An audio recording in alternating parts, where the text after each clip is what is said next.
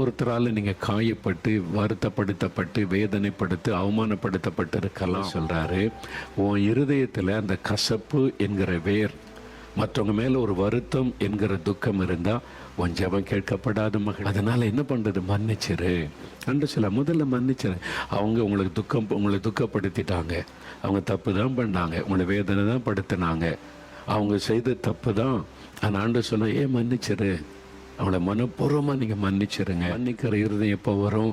இயேசுனுடைய அன்பு நம்முடைய உள்ளத்தில் ஊற்றப்பட்டால். என்னால் அவர் தான் மன்னிப்புக்கு உதாரணம். சிலுவையில் அவமானப்படுத்தப்பட்டவர்களுக்கு மன்னியும். அவங்க யாரும் மன்னிப்பு கேட்கல, ஆனால் இவர் மன்னியும் என்று சொல்லுகிறார். சிலர் சொல்லுவாங்க, அவங்க மன்னிப்பு கேட்டால் நான் மன்னிச்சிடுறேன். இல்லை, அவங்க மன்னிப்பே கேட்காட்டாலும் நீங்கள் மனப்பூர்வமாக மன்னிச்சிட்டிங்கன்னா உங்கள் இருதயம் சுத்தமாயிரும். உங்கள் இருதயத்தில் கசப்பு இருக்காது, உங்கள் இருதயம் ஃப்ரீ ஆயிருமா. நீங்கள் தேவனோட ஈஸியாக கனெக்ட் பண்ணி அவரோட பேசி அற்புதத்தை பெற முடியும். இல்லாவிட்டால் உங்களுக்கு தான் நஷ்டம்.